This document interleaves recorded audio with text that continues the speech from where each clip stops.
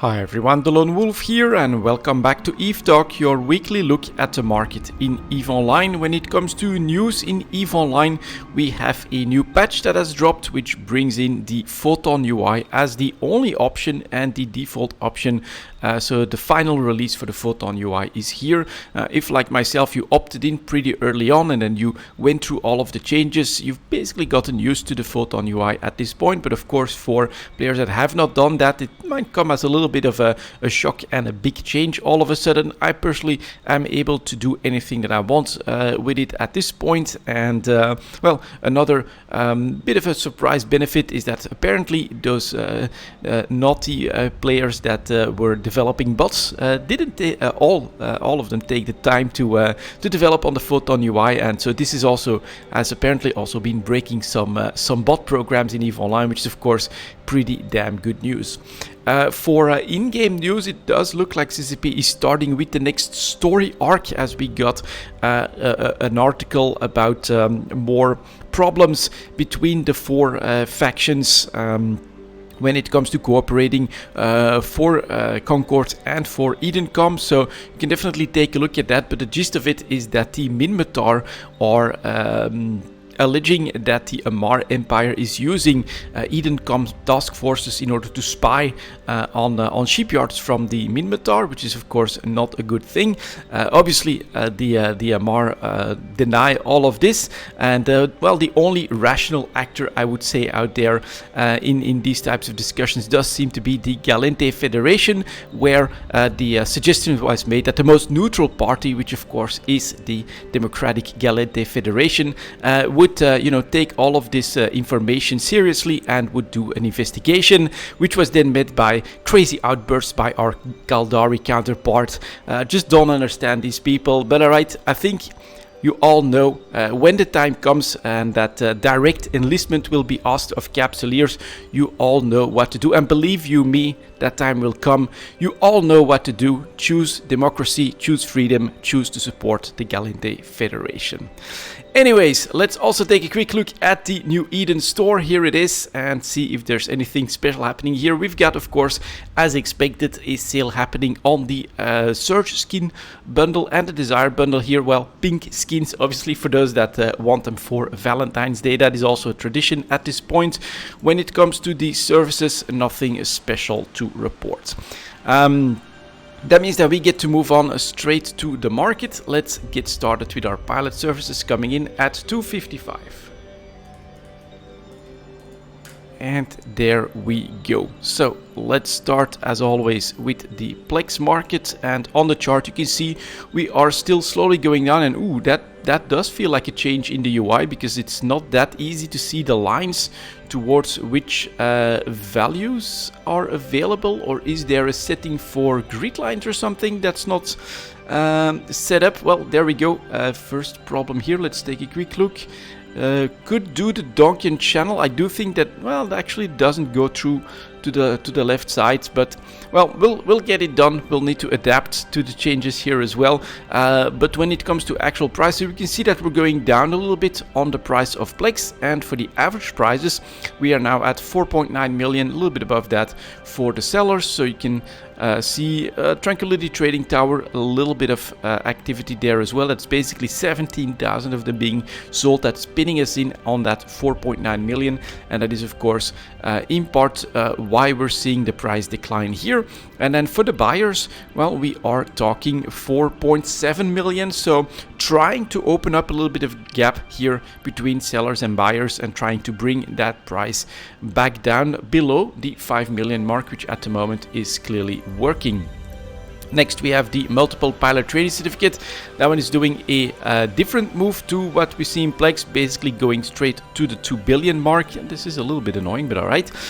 Just below 2 billion for the sellers and just below 1.8 billion for the buyers. Again, 200 million in spread between those sellers and buyers. That's around the 10% mark, even a little bit more. No, well, around the 10% mark.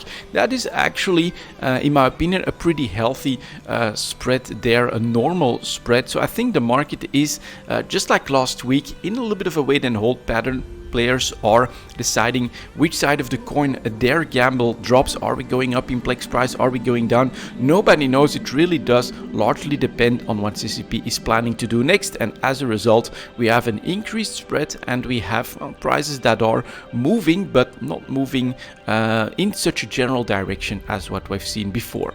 For the skill extractors, we actually have a counter move still compared to plex. You can see that plex is going down. Skill extractors very tightly correlated to plex, of course, continuing to slowly go up, still absorbing that massive sale that happened right here in January. And on the market data, we can see here 518 plus million for the sellers, and buyers coming in below 500 million. That's just a 20 million. That's well below a 10% spread here. But I think even compared to last week, that's still actually a decent spread there as well. Impact on the injectors, that could be interesting. So we've got the large scale injectors that are continuing to go up in price slowly. And again, here you can see today's minimum max prices. That seems to hold on quite nicely to a 950 million almost price for the sellers, and 890 million for the buyers. Another 50 plus, yeah, definitely 56 million. That's, you know, that's opening up a little bit. I mean, it's not 10%, but I do feel like we are creating a bigger gap between sellers and buyers here.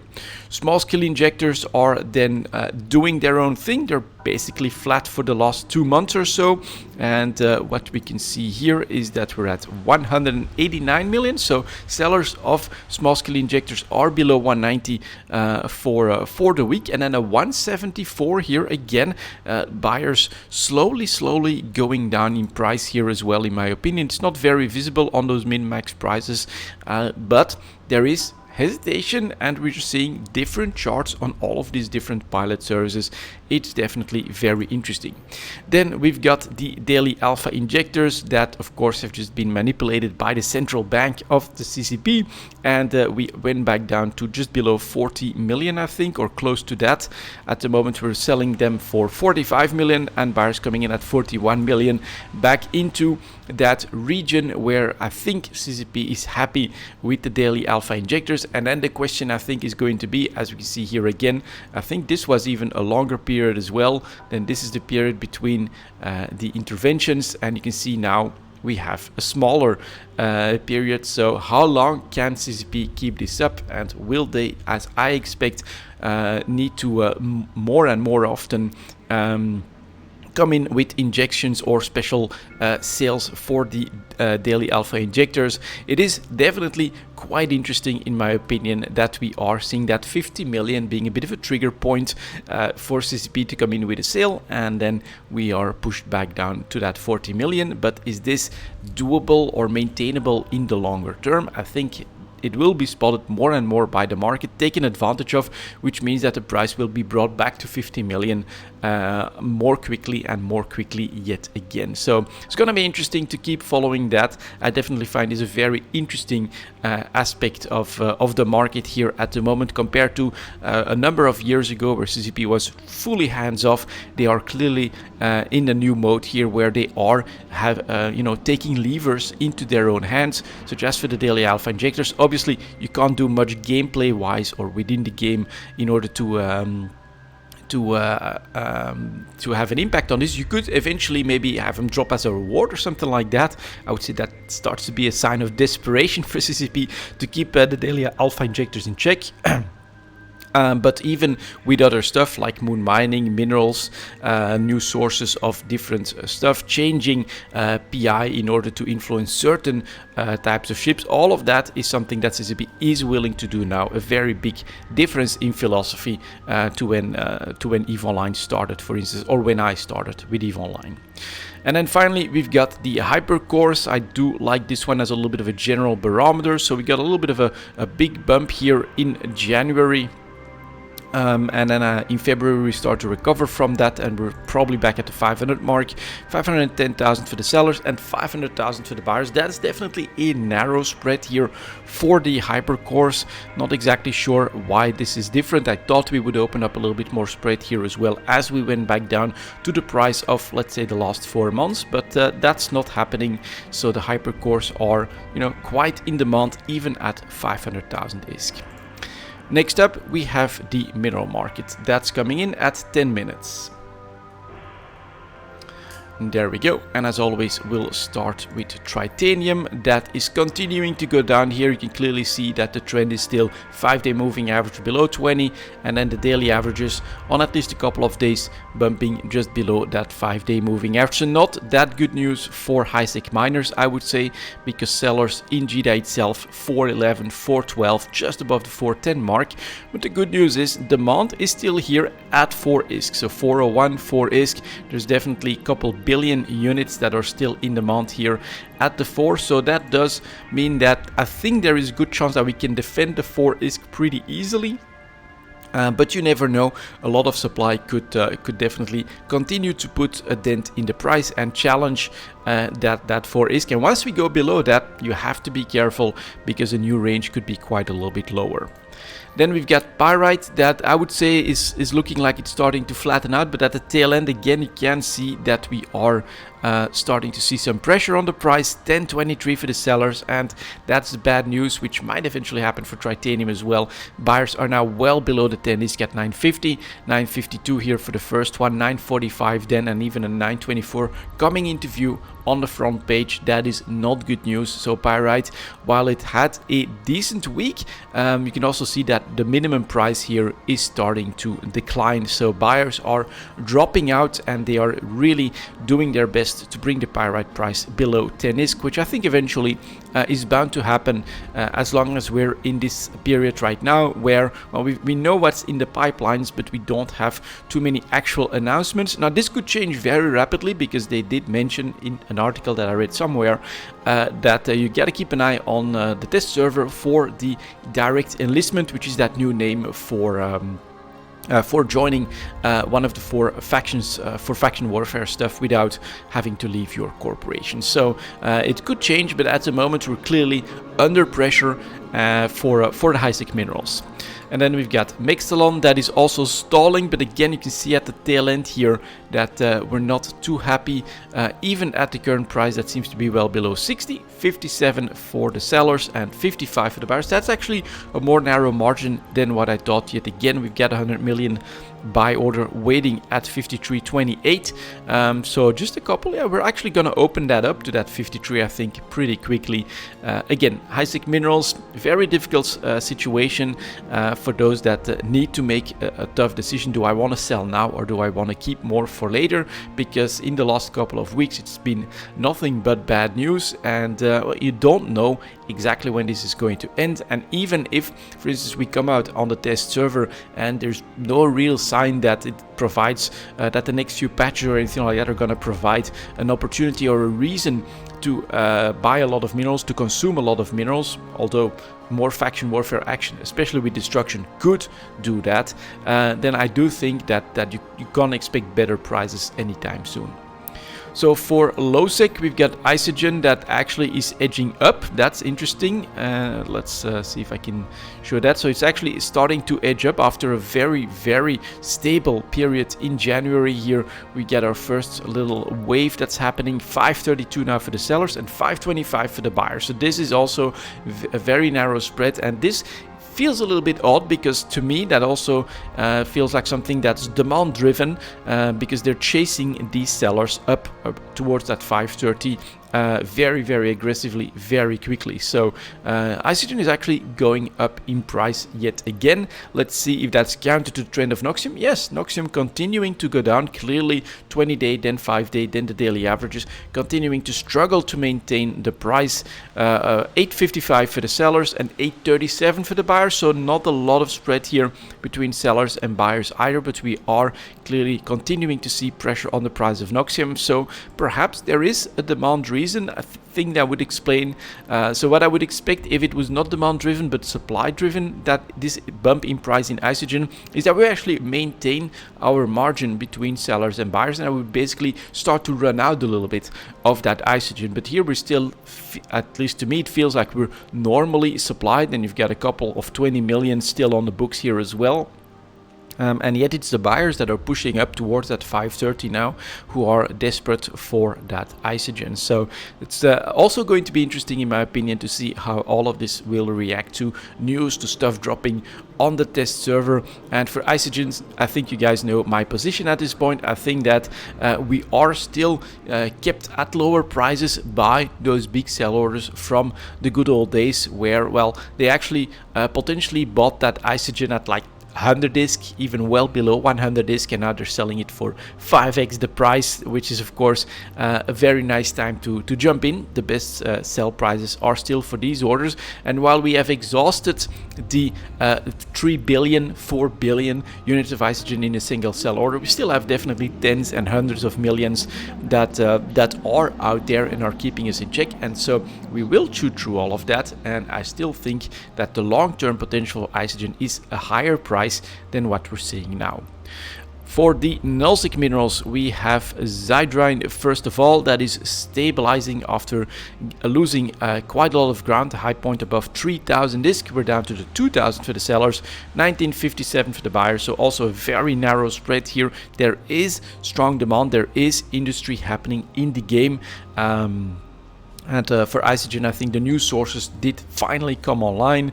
Maybe a little bit less of hoarding behavior or a rush in nullsec, and you lose 50%, no, a third, around 30% of the price in just a couple of months. Very, very big change here as well. But we're stabilizing. I think everyone is willing to go for the 2000 disk here.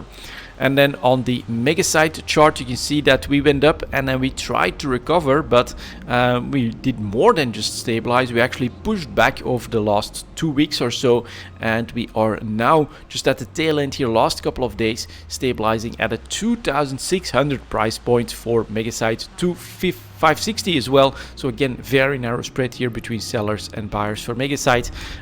Once again, the king of Tech 1 minerals, the most expensive one, at around 2600 disk, which I think the market will bear as well. And then finally, we've got the morphite chart that is continuing to just hover around that 40,000 disk mark. A little bit of pressure at the tail end, but most of the week has actually been up. So we are at 40,000 for the sellers, 39,000 for the buyers. Normal price, still pretty stable component in the Tech 2 economy, unlike all the other minerals. All right, let's take a look at the PI market next, coming in at 1730. So here we're also doing really well, at least up until last week. Let's see if this continues. Yes, it does. Here are broadcast notes. 1 year high point, 2.5 million, 2.8 million, 2.9 almost, in fact, for the sellers, and 2.4 for the buyers. Does show that we're not at the 2.8 just yet. So most action is still happening here, actually on the buy side of things, but the pressure is just on. There is very high demand still for all of this PI, and there is no sign, at least up until this point, that there's a nerf or anything like that coming, or a change that will give PI a breather from these high points. My take on this is after CCP came in and changed minerals in order to solve bottlenecks. They did push the bottlenecks into the PI market, and especially the advanced PI market, which is what we're seeing here. So it is pure speculation, but I personally do think that CCP will be looking at this, and that if they're going to intervene next, it's bound to be PI for the industry processes. And for instance, a story that I could imagine is that part of the technology where all of the lore at the moment, all the faction warfare, faction stuff related lore, could go towards, well, we have found or all factions eventually unlock a way to make their larger ships more efficiently, which would require less PI. That would, for instance, be a story that could fit within the current narrative, within CCP's current plans, and would still give them the edge to say, yeah, we actually actually are not too happy with 1 year high points pretty much across the board for advanced PI materials, for something that is relatively passive. Of course, if you gotta get into the advanced PI materials, you don't make that on one planet. It does take organization, effort, transportation. I'm not saying everything here is completely passive and riskless, but the underpinning of it, of course, does not happen all that much into space. So it is different from minerals. And even producing a lot of stuff in your own structures has a big edge. So yeah, PI is still, in my opinion, quite passive, and I think CCP looks at it as well. But yeah, very, very high price, almost 3 million now for the broadcast nodes. Let's continue down the list. Here are the construction blocks. You see that the volume push came in as well and brought us back to above 10,000 discs for the sellers, 10.7 for most, 9,500 for the buyers, also just 500 disc spread here, so quite strong demand. Moving on to the coolants, we are still doing quite well as well. Almost 11,000 for the sellers, 10,270 for the buyers. So we're just stabilizing in the easier to make stuff, which is normal because this is a great price. Enriched uranium then took a little bit of a dive over the last couple of months, but from where, right? From 15,000 disc. And so in the last week, we're actually going back up. We're we're starting the roller coaster ride again, 11,400 to 10,740 for the buyers. So same story. And then I think this will become a trend here as well. Integrity response drones, new 1 year high point, well above the 3 million mark, 3.2 for the sellers, 3.1 for the buyers. They're just desperate. They need that advanced PI material. And even at a 1 year high point, they're keeping the spread to just 100,000 discs, not even that on something that costs 3 million. That is quite telling in my opinion. Mechanical parts, 11,000 as well, 10,000 for the buyers. So here you can see on the easier to make stuff, there is a little bit of breathing room, there is a little bit of spread that builds from time to time, and so you do have the occasional dips below 10,000 discs that happen on a big batch of supply. Someone with a lot of planets that's doing just probably mostly mechanical parts. You know, I think some regions, maybe even some wormholes, can produce a lot of this basic stuff very quickly, and that can create these kind of dips. But for the more complex stuff, the trend is clearly up. Here are the miniature electronics going for almost 17,000 discs for refined PI material, very, very expensive. And then here are the nano factories, maybe not a 1 year high point, but if we then disregard what happened about a year ago, we are there again at that trend. 2.4 million almost for the sellers, 1.4 for the buyers. That's unusual. We do have a big spread here between sellers and buyers. Oh yeah, we actually emptied out and something just happened, unless it's all happening in the player owned trade hubs. Let's take a quick look at that. Nope, everything is happening in JITA. So the chart still has to catch up. And here is actually then that max price is actually normal that we're seeing on today's chart here. Very interesting as well. That might just be fixed, but you can see how now basically the buyers have come to yesterday's average price, and then sellers, everything has been cleaned out, and sellers are coming in above 2 million. So big shock that still has to show up on the chart for the nano factories, all of a sudden shooting up by, well, that's almost 1 million in a day. So that is quite unusual. Organic mortar applicators is not doing the same thing, although you can also see a couple of data points here going to the 1 year high point and hovering at the highest point for the year. 1.2 million almost for the sellers and almost 1.1 million for the buyer. Recursive computing module, we have our exception here as well. Still, it is at a 1.2 to 1.1, so it's basically in line with organic mortar applicators. Maybe a bit of a rush, or maybe even a little bit of speculation here that brought that high price too soon. Then we get our robotics market, still healthily above 90k, 94,000 to 92,000. Again, that spread is very narrow. And then we get our rocket fuel, still really nice and high, 15,000 disc. Can't complain about that. And here's another 1 year high point where we reached it about 10 days ago, and then we're just stuck here, right? We're not going down. There's not like enough production coming in to take advantage of this and then to bring the prices down a little bit on a flood of self-harmonizing power cores. No, it's 2.7 to well above 2.6 million, so a very narrow spread even at a 1 year high point. The smart fab units did a crazy jump last week up to like a 150 range.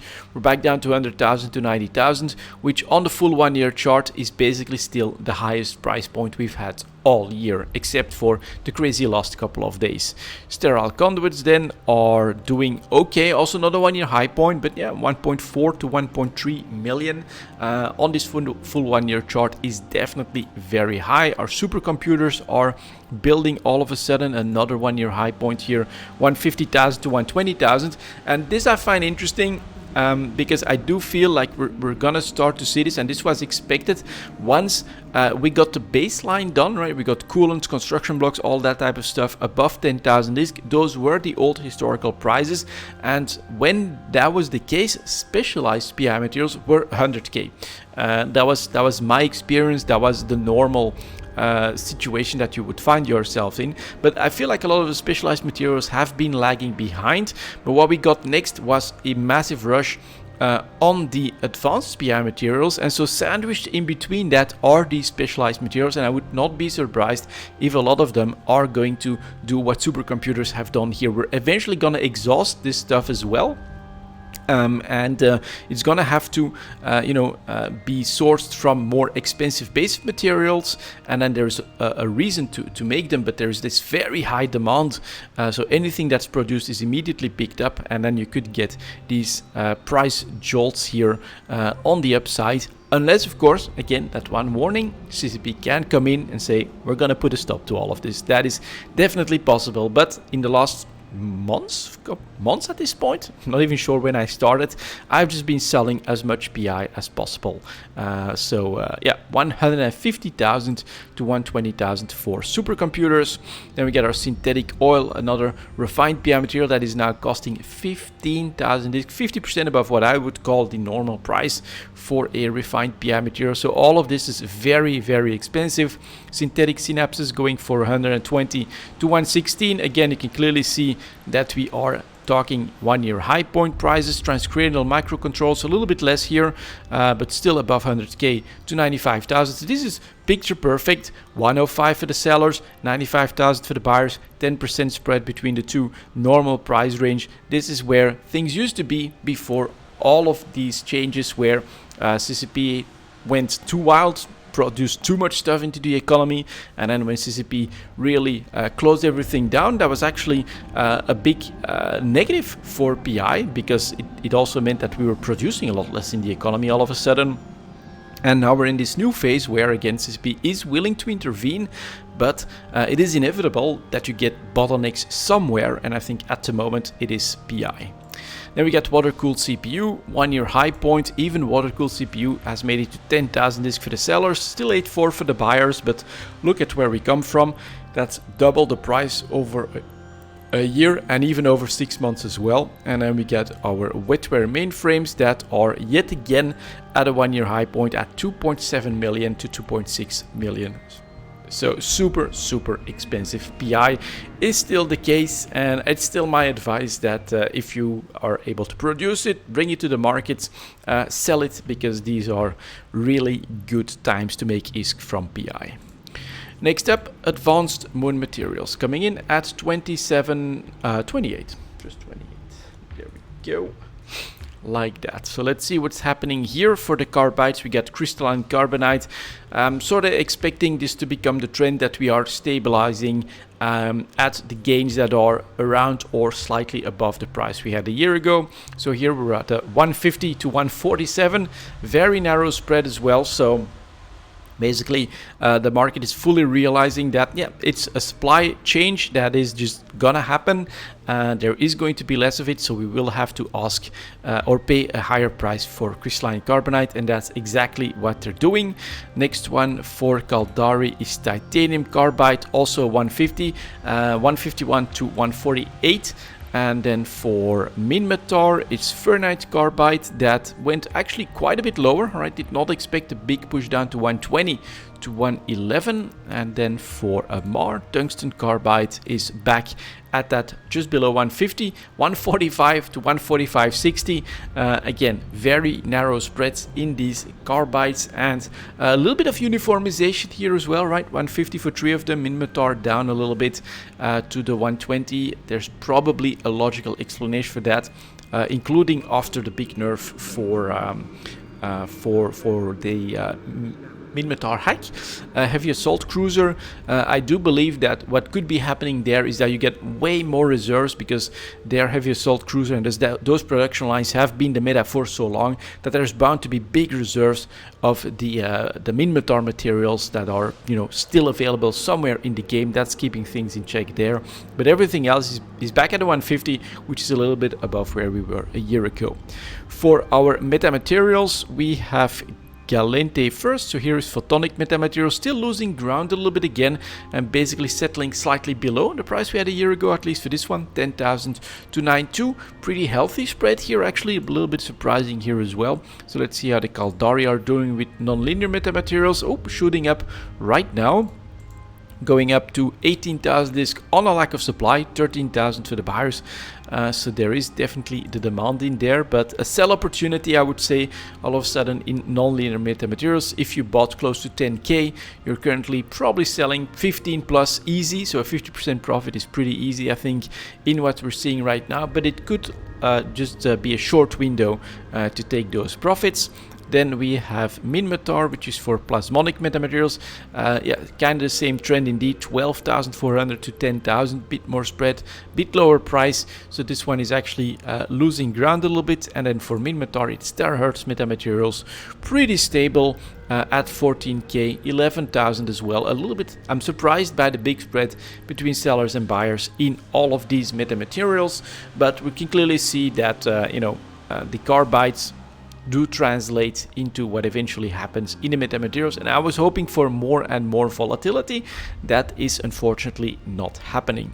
For the other ones, I think we can often see a little bit of a general trend, but basically we gained a little bit and we're stabilizing, has been the trend. So fermionic condensates 42 to 41k, narrow spread, but clearly not a high point or anything like that. Then we got ferrogel stabilizing at, well, a little bit better, but nothing too crazy. So 22.4 to 22,000, yeah, very narrow spread on this one as well.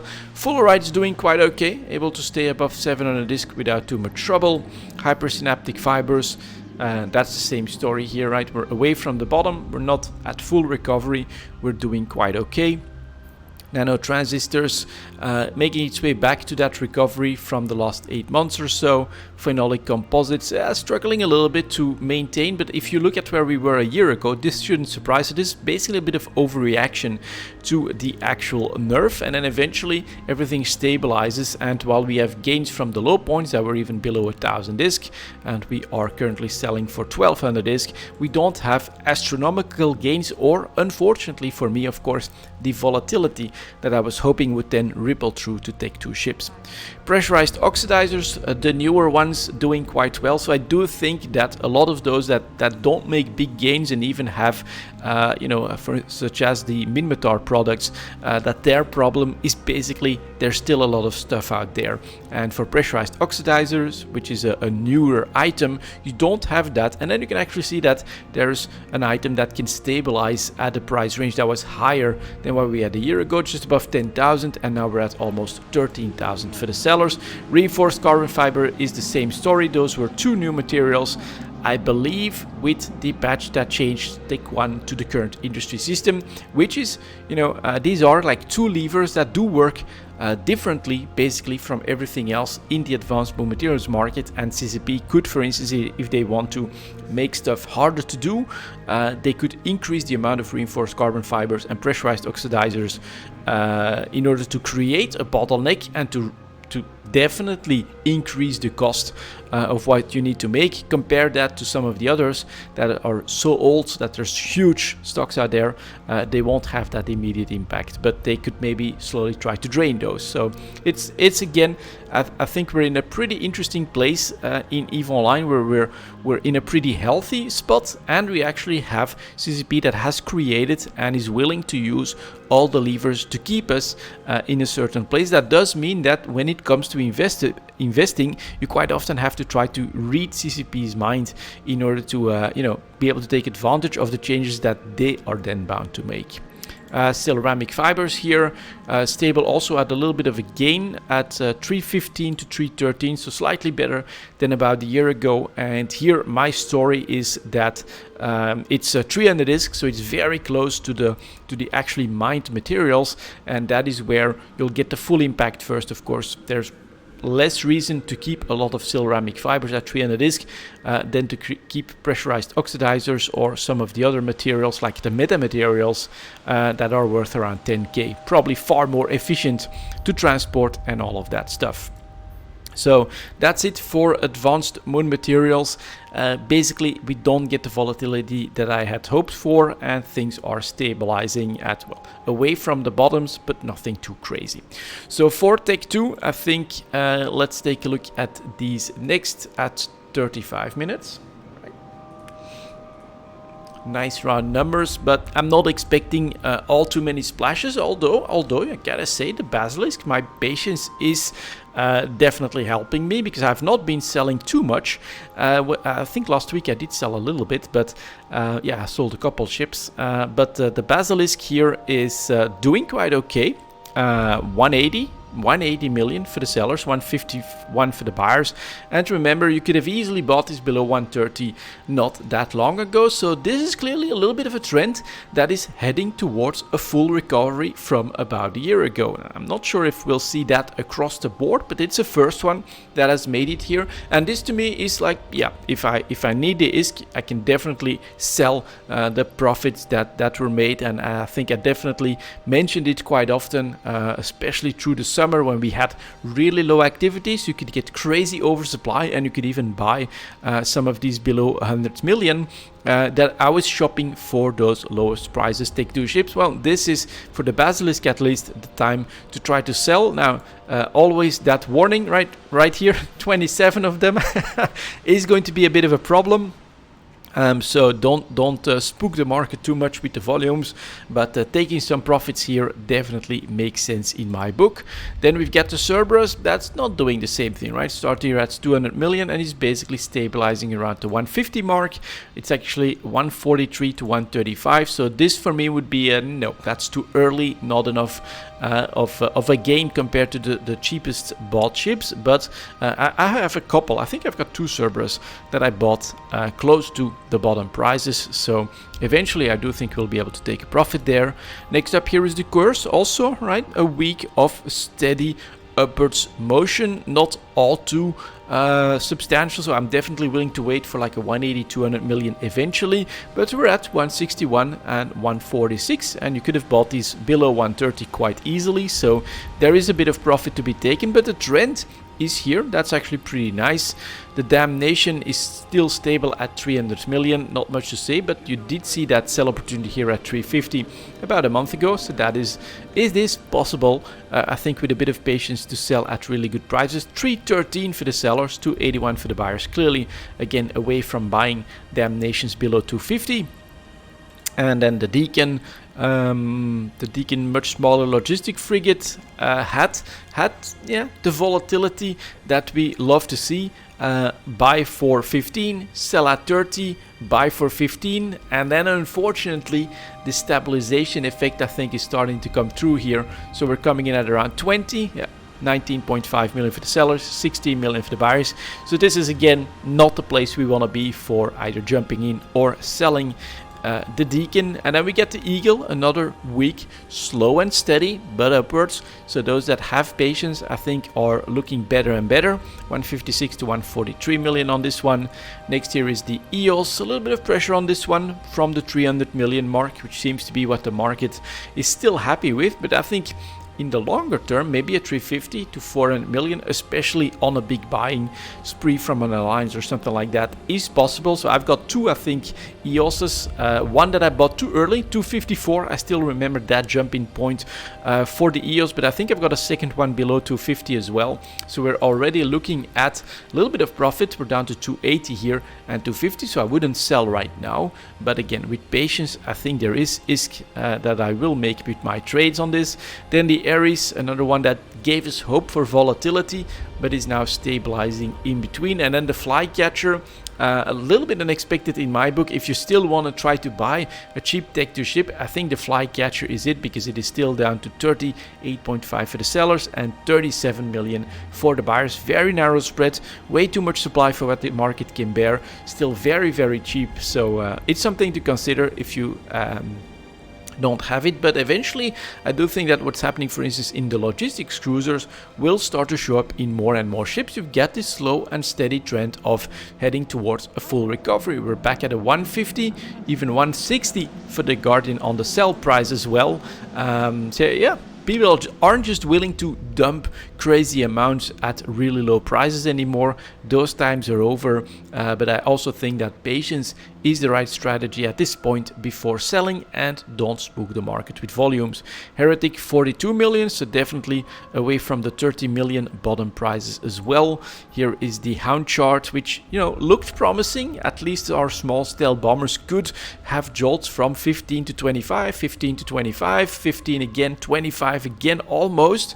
And then unfortunately now we are right where we don't want to be, 19 to 16 million. That's not interesting either way. The Ikitursa doing a little bit of a dip in the last week or so, not sure why. 513 to 485, of course, is still quite expensive. And then the Ishtar, here we go. That's all right. I'm gonna have to sell one or two Ishtars here as well, I think, because this is a 1 year high point. This is basically what I have been waiting for, 183 million to 171 million. Now this could be partly a story that I could see behind this. Ishtar, obviously very popular PvE ship with all of its drone power, so potentially very popular botting ship as well, and maybe the Photon UI broke enough stuff for people that just, you know, set them up and then leave, and so maybe a little bit more Ishtar destruction happening that will need to be replaced. But clearly 1 year high point sell opportunity for the Ishtar. You could have bought these at around 130. I'm not sure how many I bought myself, because I always was like, I already have like 5, 6 or 7 of them that I actually fly around in my bases of operations, but I think I still hold a couple.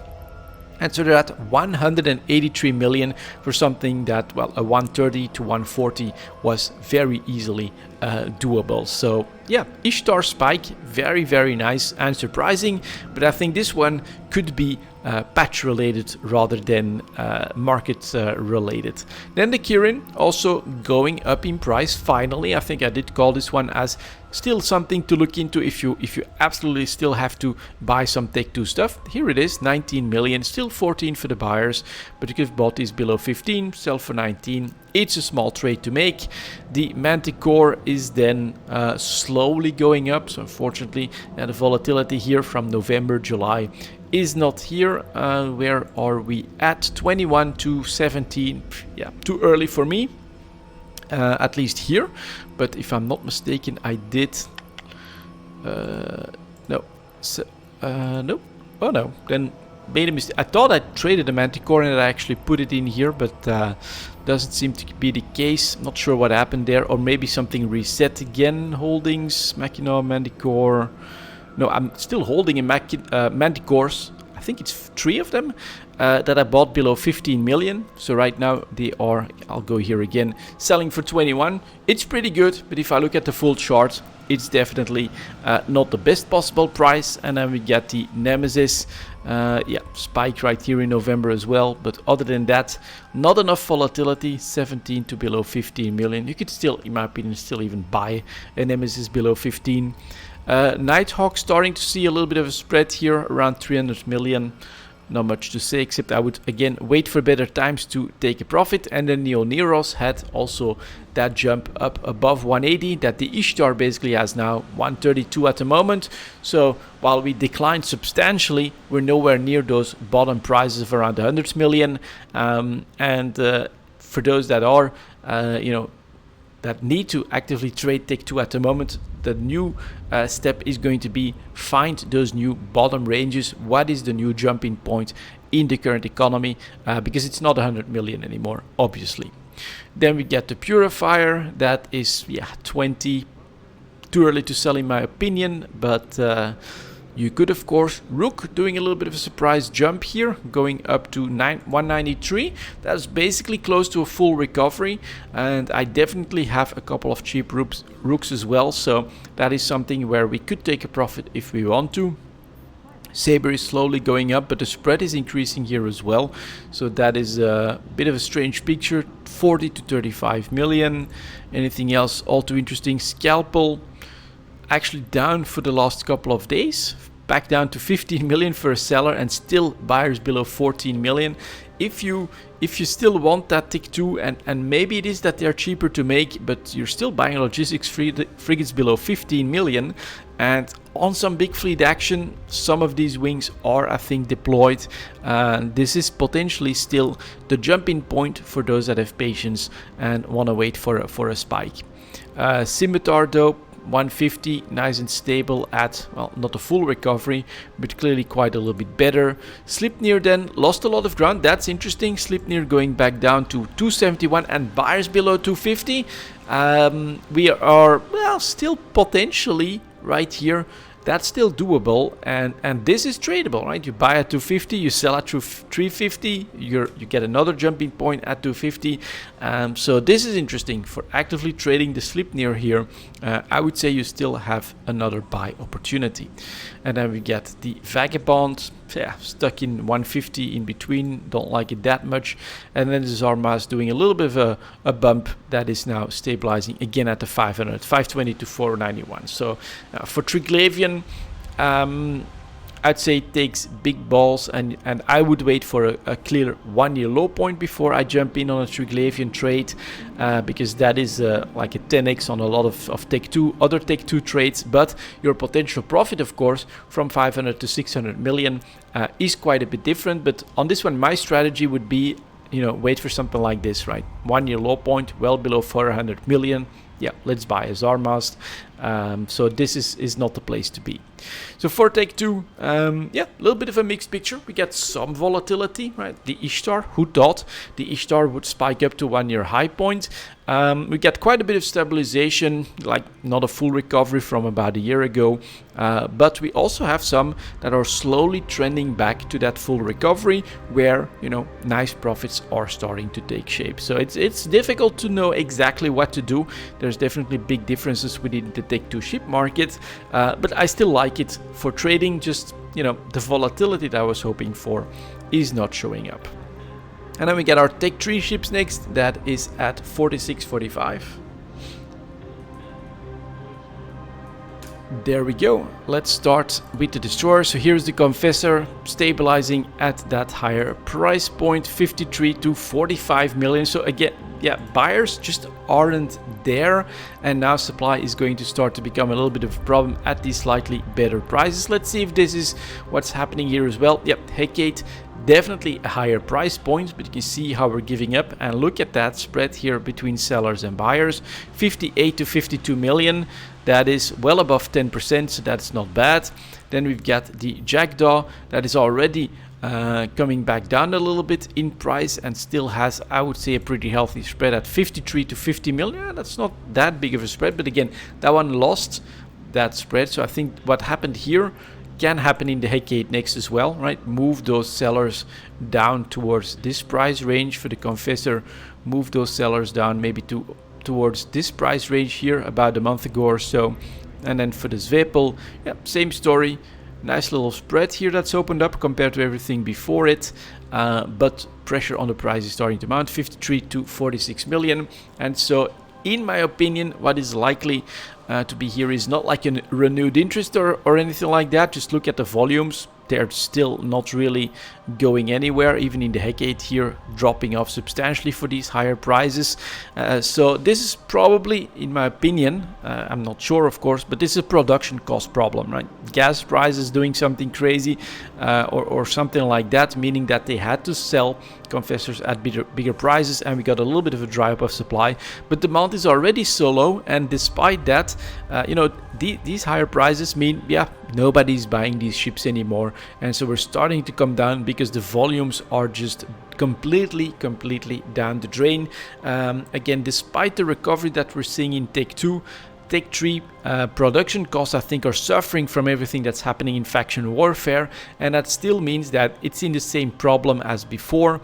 Even when Tech 2 was really low and these Tech 3 ships were, below 50 million, the value proposition of a Tech 3 destroyer compared to a Tech 2 ship just wasn't there.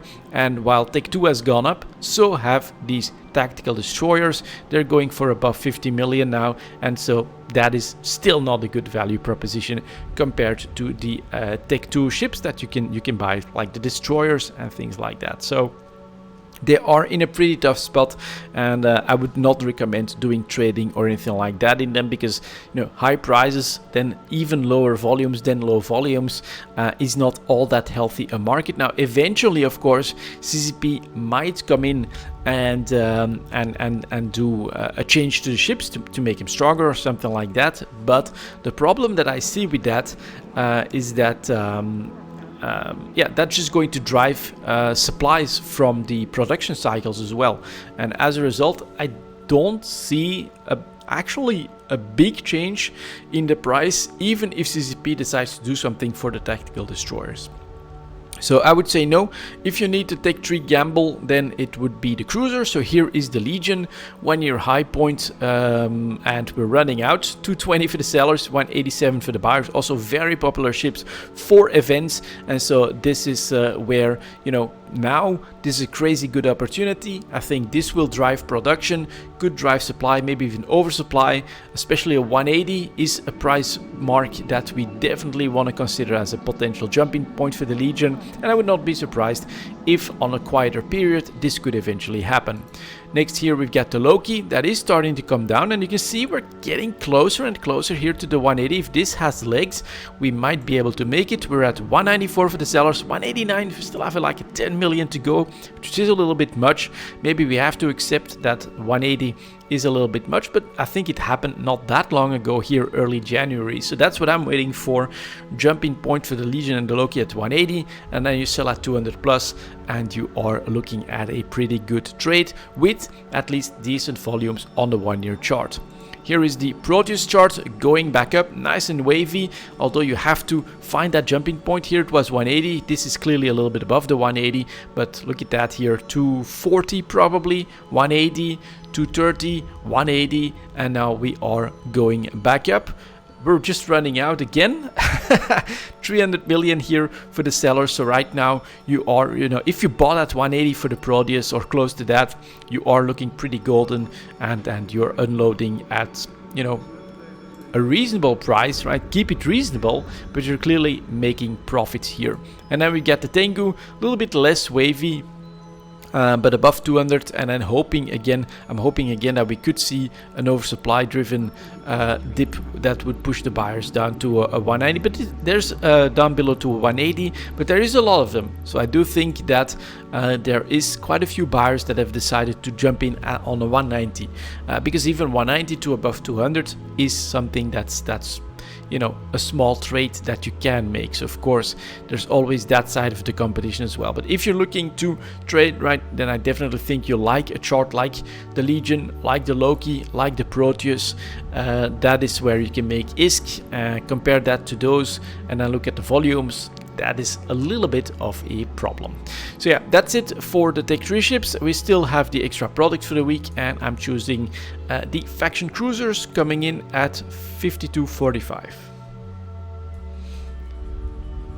Let's take a look at these. So we get ships, cruisers, faction cruisers. As always, we start with the pirate faction cruisers. Ashimu, pretty expensive, well above average, coming down from close to a 1 year high point, selling for 190 to 170 million. So yeah, definitely expensive.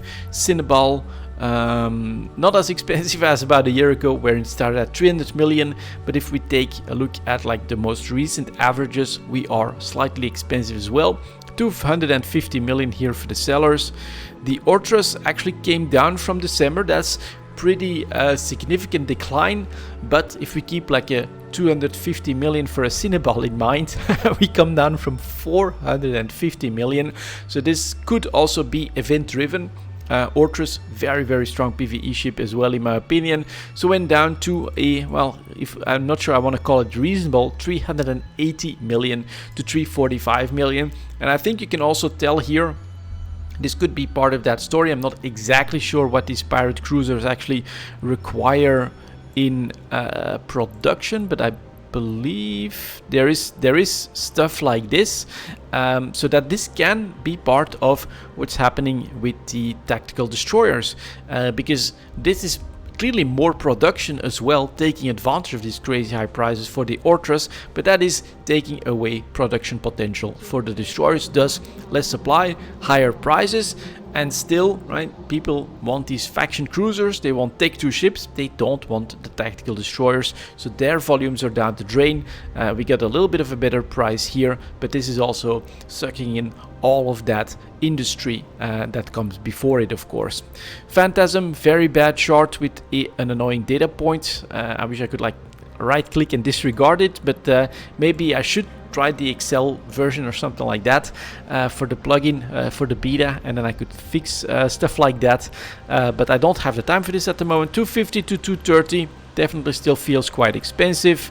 Then we get the Stradios, that is, well, about average for the year to slightly expensive at 320 to 298, definitely an amazing ship. Tech 1 covered ups.